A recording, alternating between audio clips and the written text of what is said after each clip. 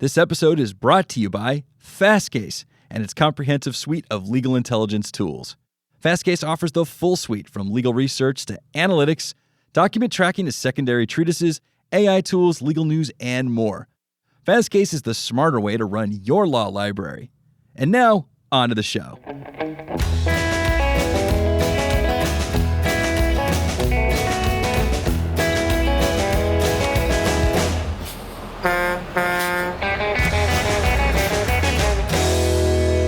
Hello and welcome to another edition of On the Road with Legal Talk Network. This is Ed Walters and I'm the host for today's show, which is being recorded on location at the American Association of Law Libraries annual meeting and conference from Washington, D.C., my hometown. Joining me now, we've got maybe the most knowledgeable panel on analytics you could possibly put together. I'll ask my guests to introduce themselves. Hi, everybody. My name is Michael Sander. I'm the founder and managing director of Docket Alarm, which has been acquired by Fastcase, and I'm the director of analytics at Fastcase. Hi, I'm Jean O'Grady. I'm the senior director of research and knowledge services at DLA Piper, based in Washington, D.C. I'm also the founder and author of the blog Dewey Be Strategic. Hi, I'm Diana Koppang. I'm the director of research and competitive intelligence at Neal, Gerber, Eisenberg, a firm in Chicago, Illinois. Josh Becker. I'm the chairman of Lex Machina. I was the CEO of Lex Machina for about 8 years, and I am also the head of analytics at LexisNexis. Okay, so we're actually extending a super session from this morning, all right? So there were a number of different ideas for analytics programming during the annual meeting, and they all came together into a deep dive super session. It was probably on the order of 12 or 13 speakers over 3 hours. They had to put 2 rooms together, and still it was standing room only in the back. It seems like there's a lot of interest here at the annual meeting about analytics. And one of the things they came to see, Diana, was the report of your team of law librarians who evaluated the services. Tell us about that. Yeah, so this kind of evolved out of a project I started frighteningly on my own about 3 years ago. So it was following actually the annual conference and seeing kind of the earlier products. And 3 years is a huge difference in 3 years of what's been developed. And I thought I really want to stack these all up so I know what to buy.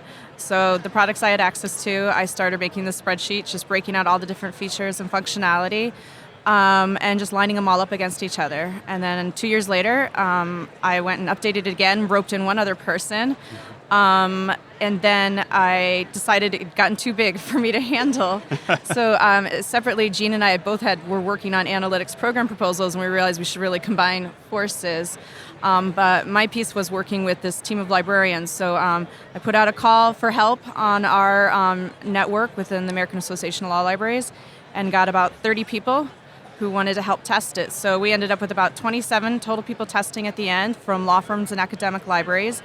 They tested 16 questions that we came up with across 7 platforms.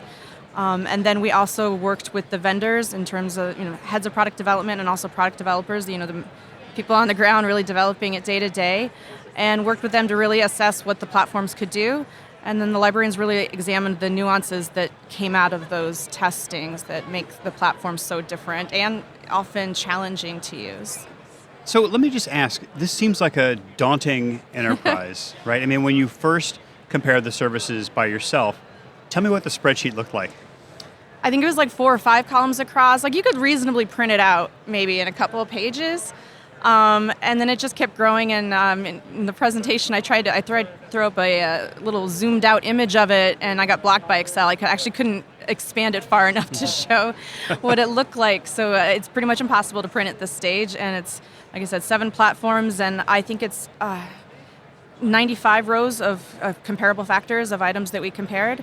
And even at the end of that, we put a big glaring note at the top that it's not comprehensively showing all the features available in the platforms. If we went to all the different case types that Lex Machina has, within each case type, there's 20 different motion types we could have done. So we were trying to stick a little apples to oranges as much as we could, but we still covered a lot of territory, but we couldn't cover everything. So. And I think the one question that everyone had, you refused to answer. Who won? We refused to declare a winner. Yeah. Because there really isn't one. there's the product that's best for your firm, and probably it's more than one product, to be honest. It'd be really hard. Everything depends on your use case, which is who your users are, who your primary users are using it more maybe for CI or using it for other things that Gene will discuss. And your budget's a factor, and practice area is definitely a factor. So just because you have all these 5 practice areas, that may not be that you're going to get the analytics embraced by those 5. So you have to really think carefully about which group you're purchasing this for, at least when you're starting to get it rolling. Well, I think that's a good segue. So Gene, we had like a kind of a spectrum of different parts of the conversation in that room, from very nuts and bolts tactical court by court analytics to like the flying car future of analytics. And I think your firm DLA Piper is a very sophisticated consumer of legal information products. How do you use these analytics in your law firm? Well, I think the initial use case, initially it was focused on IP. So the first consumers of the product were IP lawyers. And since then, as it has added more modules, we use it now in conjunction with the new business group to use it for pitches. But we have also developed deep relationships with members of the litigation department, in particular with our litigation innovation committee. And we are working on several projects to drive litigation into the strategy that partners are using, either as they have client discussions or as they move through the litigation process. And, we actually add into the mix other areas like state courts. We use multiple products because, again, as Diana said, depending on the nature of the litigation or depending on the nature of the client, we look at what are the appropriate tools for us to be making available to the lawyers, and that's where we get the data from. But, I think to me, I have had an incredible passion for driving analytics because it became immediately obvious to me that lawyers didn't know what questions they could ask. And suddenly we had an entire new universe that you could make queries about. And so one of the things I tried to do was to encourage the research team, when a lawyer sends in a question and wants a judge's bio, you need to tell them that don't stop at the judge's bio.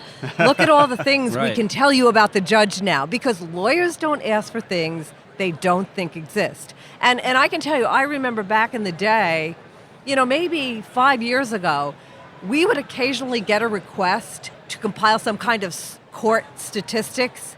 And you'd have to spend a couple of $1,000s to hire a consultant. It was almost unanswerable, and maybe you could hire somebody and spend thousands. You would send almost the price of a product to get one report. So it's really awesome the way analytics is scaling up and broadening out. And as I said in the beginning of my presentation, we're only in the beginning. We are at the beginning of a long road. And I think it is going to be a magic carpet ride. So. Can I follow up on that? How do you decide what to buy? Diana says it's not even apples and oranges, right? I think you had even said, Docket Alarm is like a kiwi. You have this whole array of fruit. How do you decide inside of a firm? You'll have different people who want different data sets. And how do you decide which ones you're going to buy? So we're a mid-sized firm, so it's kind of a different story perhaps for DLA, though I guess in some ways it just scales. But the practice group becomes key. So our largest group is IP, and they definitely do a heavy amount of litigation. So we originally really focused on products in that area. But it's kind of as attorneys get wind of what the other groups have, they want to see if that's available for them. A problem for us because we are a Midwestern firm, only office in Chicago, though we might practice across the country, of course, is that we have a lot of state court litigation. That's a big section of our litigation. So we don't really have as good of resources to handle that at this point. Or we deal with the problem that we've got Cook County, which might be some of the most terrible data out there to try to normalize, I imagine. We don't sign long-term contracts for these products because we feel the market is just moving too quickly. So we try not to get locked in. It's a tough question. I've had people stop me left and right, and they're like, which one would you buy? Which one would you buy? And I'm like, I need you to tell me about your firm for 30 minutes, and then maybe I can give you a recommendation. But it's complicated. Well, I'd like to say, I think the important thing is to have the courage to buy something. I think, as we all know, law is historically a backward-looking profession. And the introduction of forward-looking tools is really strange. And and a lawyer can argue against anything. I mean, you can come up with a really good argument against using analytics because it's not bulletproof. And as we covered a lot this morning, there are lots of footnotes to what you need to understand about the data. Nonetheless, I believe that law firms that are not using analytics will not only be ethically at risk, but they will be functionally at risk and not able to advocate for their clients the right way. They won't be able to do business development the right way. In fact, now we're even using it for lateral partner recruiting. You can get all sorts of insights. I think there are probably 1,000 off-book use cases for analytics. Right. So Gene said this morning it's early days for analytics, but Josh, you've been working at this for 10 years? When did you start working at Lex Machina? So I started about 9 years ago. Yeah. So it's early days for everybody except you, I think. I think a lot of people sort of think of you as a co-founder of Lex Machina, and in many ways you are, but you were sort of brought on to transform a very interesting project out of Stanford into a full-fledged company and to pioneer the field of legal analytics. What was it like today to see a packed room, a standing room only crowd talking about legal analytics with people from Thomson Reuters and Bloomberg and even Fastcase, talking about legal analytics? Well, it was a little surreal, I will say. Gene and I were talking yesterday about a promising new startup that's here at a small table, and she had to help them pull up the table. No one's going to see you. You got to pull up the table a little bit. And just thinking, that was us here at this conference, 6 or 7 years ago. So it is a bit surreal to see the attention to it. It's also very gratifying. It's obviously something I'm deeply, deeply passionate about. And do I appreciate you, Ed, and Fastcase for your promotion of the space and the journal and asking the hard questions and promote with the Fastcase 100 and promoting everyone, regardless if they're on your team or not, just promoting the whole space. So I appreciate that. But yeah, it was a bit surreal, but it is gratifying as well. And just to be in front of a whole room. And I think tackling maybe the most important question as this evolves, which is the quality and transparency question, because now that we've proven the market, right, anyone can say, oh, we have analytics too. We've got a pretty chart, a pretty graph. And the point is, no, that's not analytics. And as we said today, I tell people it's better to use no analytics than bad analytics because they can lead you to misleading results. So I think there was a good focus, and I think the panel and the exercise that Diana and Kevin and Jeremy and the team led with all the volunteers is a good step forward. And I hope that we see more and more of that, because I think now that people are relying on this, we do have to all hold ourselves to a very high standard. Tell us why quality is important. Give us an example of the kind of mistakes people can make by using bad analytics. Well, if you think about it, you're trying to determine your strategy in many cases. I mean, that's what, Lex Machina is all really about the behavior of a judge, or behavior of an opposing party. And you're trying to set your strategy for the case. And so, for example, I use the example of copyright because it's an easy one, because there's file sharing cases that behave very similar to each other, but very different than the rest of copyright cases. And so you either want to include those cases if you care about them, or exclude them. And if you're just looking broadly at, hey, what's the timing to key milestones in front of, Judge Andrews, and you're not excluding those cases, then you might say, oh, well, time is, a year and a half, when actually the time is 7 months or whatever it is, right? So it's like, it's just, the example I sometimes use, which is a little long, I don't know if it's helpful, but I say if I'm, looking on the internet and see what's my life expectancy, like when am I going to die? I might first go on and conclude, oh, well, life expectancy is 65. I only got about, 15 years left. And but then I want to zero down. I want to find people like me, right? So I'd say, well, people in the United States. Okay, well now it's okay. That's a little closer. So now I find out it's 78. Okay, well that makes me feel a little better, right? And then I find out, well, it's a person living in California and this group and this demographic, and it turns out it's 84, right? So it's like it's all about finding cases like you, because otherwise, you're gonna get I'm gonna start quitting and then doing my my bucket list tomorrow, because I don't have a lot of time left. It's interesting though, because really what you're finding in analytics, right, is probabilistic, right? It doesn't really predict the future. It really describes the past. Yeah. At least today, right? Sure. And maybe you can talk a little bit about the divide in that thinking. There's a lot of people who, for example, say like, we offer a predictive analytics solution. Yeah. Right?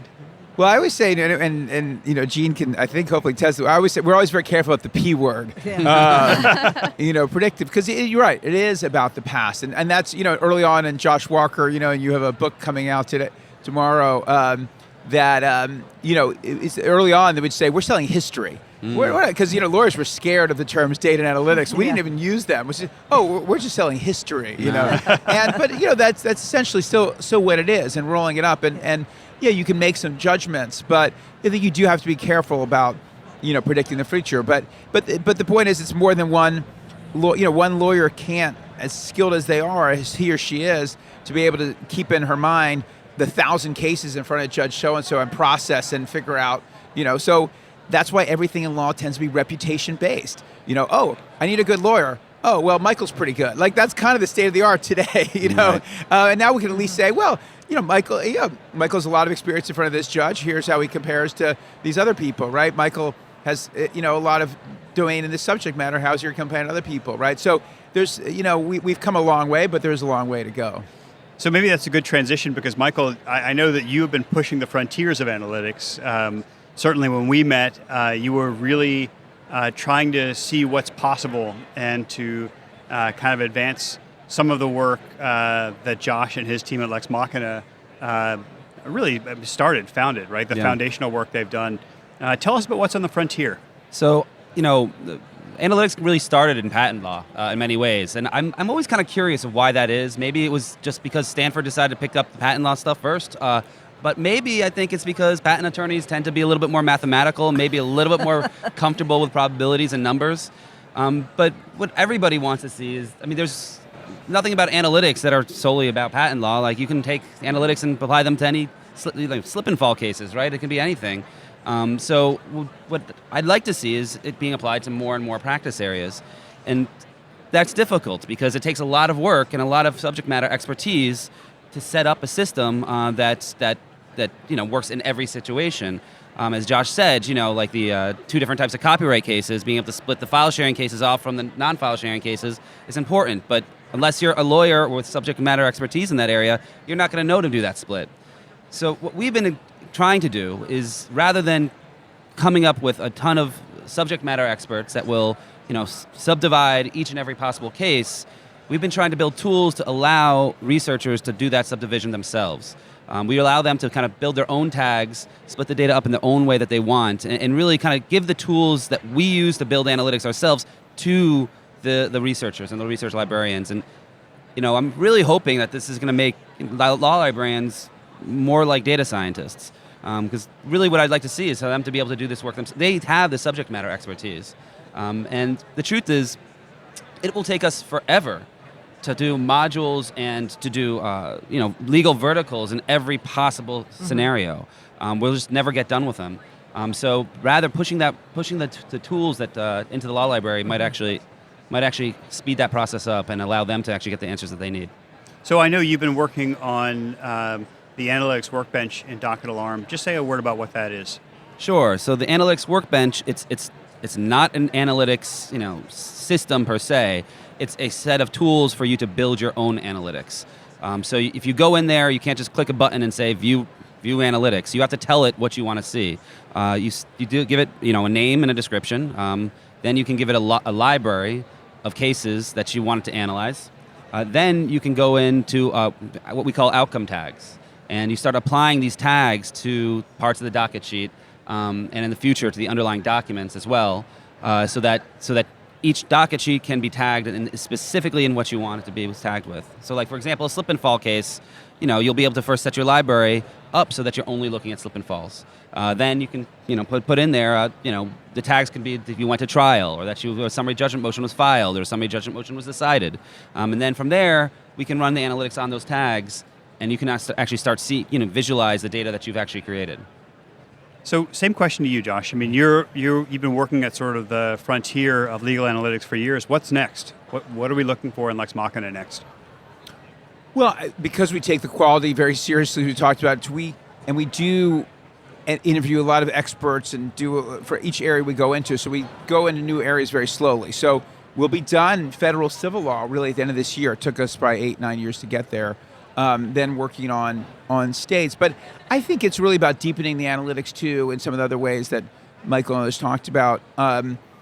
We want to, and then drawing linkages between other types of data sources as well. And I know you guys are working on this as well, between news data, financial data, and do it in a way that can be helpful. Again, I got to think about it from two ways. I think about it, especially from a law firm perspective, win business, win cases. So first is win business for your firm. So how can you use analytics to demonstrate expertise, right? Why are we the right firm? Because of our experience in front of this judge, our experience in this kind of case.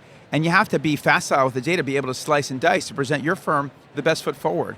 Right, investment banks have been doing this for years. They always have the league tables, and guess what? We're always number one. But hey, it's only data, right? You have to be able to slice and dice and make the best case for your firm.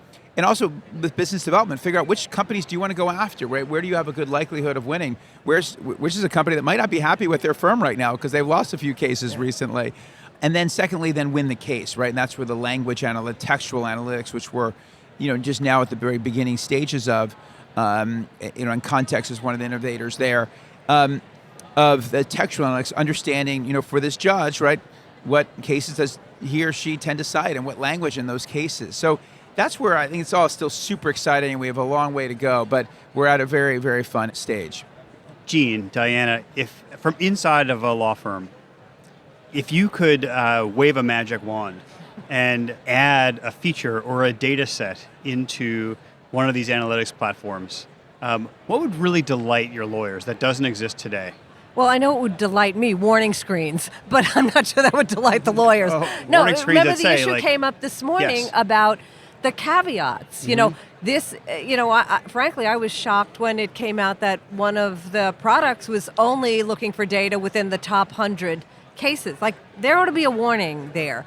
And I think especially now that we're really at the very beginning of lawyers getting comfortable with the idea of analytics, I think having lawyers misunderstand analytics is a big risk because they may not just write off one product. They may be repelled by the entire category of products. So we don't want that to happen.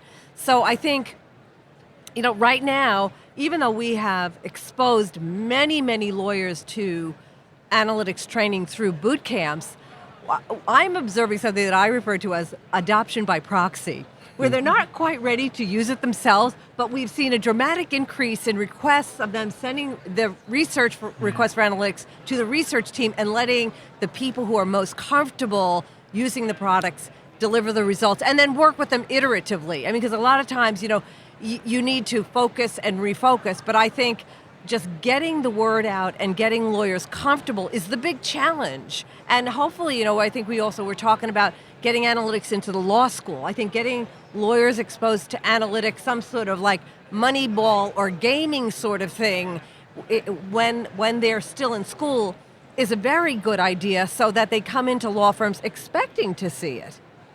Can I just add about the caveats? Because I was just talking about this with Diana. I mean, at Docket Alarm, we post all of our coverage in glorious detail. You can see every year, all the different fields that we have for each different case type. But it's on a separate page. You have to go to docketalarm.com/coverage. Really, what you want is when you're running a search, you want to know, right when you run that search, what am I missing possibly? Exactly. And so, we were talking about that, and yes, you can find it. It's on our coverage page, but then you have to go to the coverage page and you have to look it up. And really, there's some good ideas that came out of this, I think. So it's, and I think knowing what you're missing. A database does not have to be complete as long as you know what it's missing. You can still get useful information out of it if you know where the flaws are. Sorry, Diana. I just want to mention one thing. One other thing that we've had resistance from some of the vendors. I really think in the early days it's important to have what we refer to as widgets, so that you can IP authenticate and let lawyers ask simple analytics questions. What is the history of this judge, or how many cases are before this judge? Some vendors are not letting us do that functionality. some vendors are resistant to giving us that data or letting people have access. So I think the more you I'm sorry, what do you ask? Like IP authenticated? IP authenticated, like tell me about this judge. You put in a judge's name and you put in a set of criteria, and actually an API into the data Yeah, instead an of like API a into the full data. software And actually platform. Sit on your I intranet see. or Lex I Machina has some of those. They are the first ones to have these little API widgets, but they don't IP authenticate. I think they're a great idea. They're something I think all of the vendors should make available to get lawyers used to going in and asking about, I want information on this district, on this kind of motion for this period of time. Or there's ways to construct queries on the fly without having to have a password, without having to have training. Let them ask simple questions and get used to it. Josh, I'm letting Gene give you like a little bit of road mapping here. Good, I like it. Bring it on. Diana, So I would I'll pass the wand to you. Yeah, so to tag on to that, I mean, one of the questions we asked on the spreadsheet, it was one we kind of tagged on at the end, was do you have quick profiles? Because that's a nice hybrid Yes. point. So attorneys get the quick profiles, right? Our attorneys really love that in Bloomberg Law Litigation Analytics, and it's got an authority control file. So they just start typing the name in, just like the type ahead feature in Google, and they get a starting page. So that starting page, and that's a feature in a lot of the platforms. That is a good thing. I mean, I still think a lot of the platforms need a lot stronger training and analytical research skills to do everything that they're capable of. But having that entry point for the attorneys, that is key. And for marketing people, that would be great. So I agree with that. I'm writing these things down. Yeah, go ahead. The little very nerdy dream I have is This is the place for your nerdy dreams. Okay, You're in a great. safe space on this podcast. I want the data to be more reliable, and I have this thought so I help sometimes recruiting with finding possible lateral candidates, right?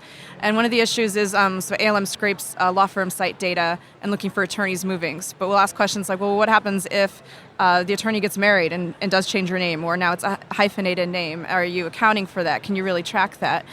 And I'm always like, well, don't they have can't they have an ID number behind? I mean, each attorney is registered with the state. They have an ARDC number. Same thing with judges. Shouldn't there be something like this? I'm not asking for their social security numbers or something, but the if there bar was- ID number is public. Yeah. Their bar Yeah. ideas. But I used to do records management. In my head, there's that record ID that was assigned to every file, so I still want that in the databases. And otherwise, we're relying on hoping that the normalization has been carried through correctly, or that if we have, like in Lex Machina, lets us do that customized grouping, but then we thought of all the iterations that it could be. And this comes up more, of course, in companies and individuals as parties. But maybe it seems like a small thing, but it has a triggering effect. It has that cascading effect on all the data and the reliability of it.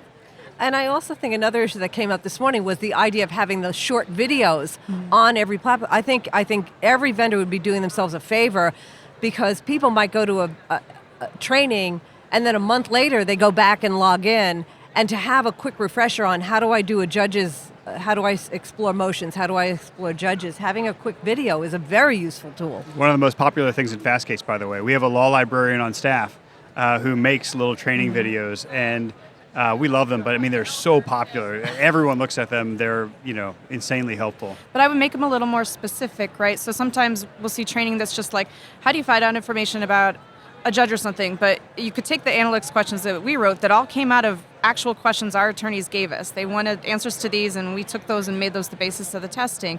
But use a real example, right? So when you want to find this type of case, motion history or motion outcomes for X judge, walk us through a very specific example instead of more of a general concept of an area of the platform. This sounds a little bit like, I'm not trying to shill, but it does sound a little bit like the new Workbench platform that you've built, where people can run an analytics query custom for them, and then publish it so that their clients or other people in the firm or anybody in the world, depending on how they set the rights, can look at the individual analytics look-in that they've created, right? Yeah, I think actually there's that, and I think the most powerful part of that is it's a copy feature. So when someone actually goes through and spends a lot of time building their analytics, and then somebody new comes along and they don't know how to do anything, they don't really know where to start, they can just take somebody else's and just click copy, and then that creates a whole set just for themselves, and then they can start editing it. That's a good I've thing. totally copied some of your Workbench. Oh, yeah? Yeah. I'm like, oh, Michael did that one. Great, cool. You can always keep them private, but I think the idea is, we were talking this morning about how hard it is to create these individual analytic reports.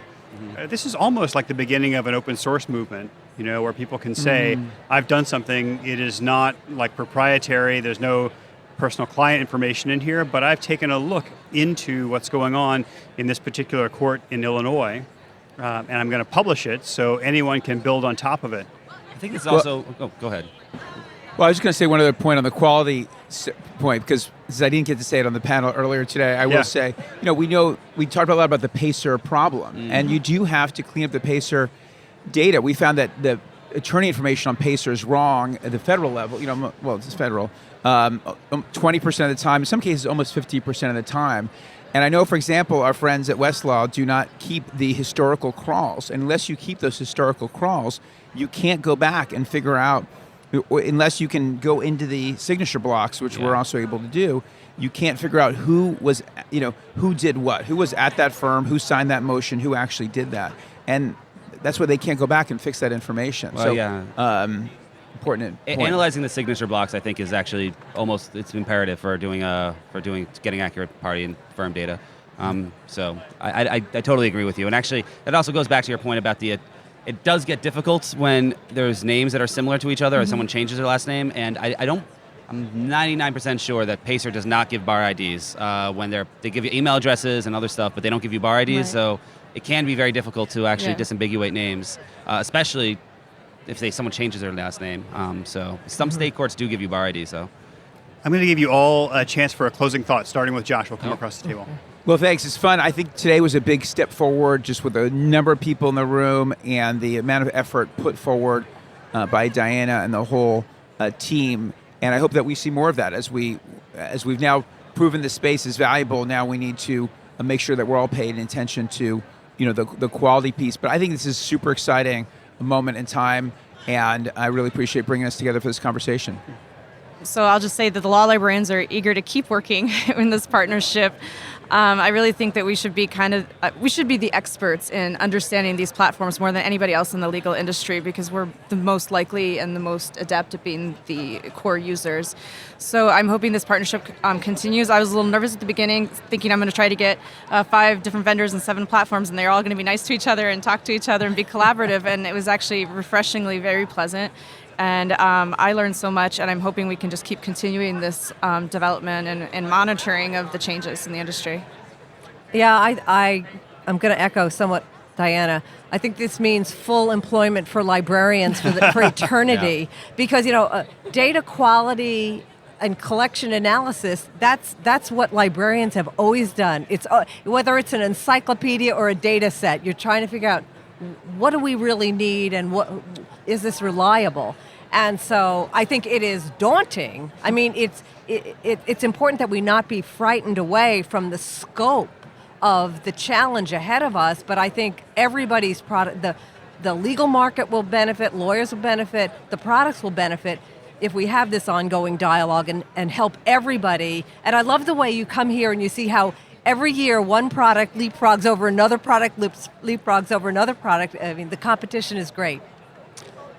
I was just very, very impressed. Something special happened, I think, today. With this is, I believe, tell me if I'm wrong, the first by far the most comprehensive analysis of these different analytics products that's been put together, right? Yes. And there was 7 different products evaluated. 27, you said? 27 testers. 27 testers. That must have been a dozen firms. How did you? And academic law libraries participated as well. Okay, so probably over a dozen different organizations all coming together. And then finally at the stage, there's Lex Machina, who kind of started this thing, and then there's, Docket Alarm was there, and then we also have Analects, who's like also the up and riser, and you also have Thomson Reuters, who kind of a little bit of a later entry, but they're still definitely pushing hard.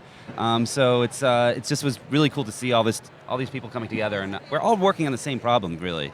So it's, we're all kind of going for the same goal, but it was really great to be part of it. And I'll just echo one more thing, which is, it seems like year after year at this annual meeting of the American Association of Law Libraries, there is some foundational, groundbreaking insight into the black box of search, or into legal artificial intelligence, or into analytics.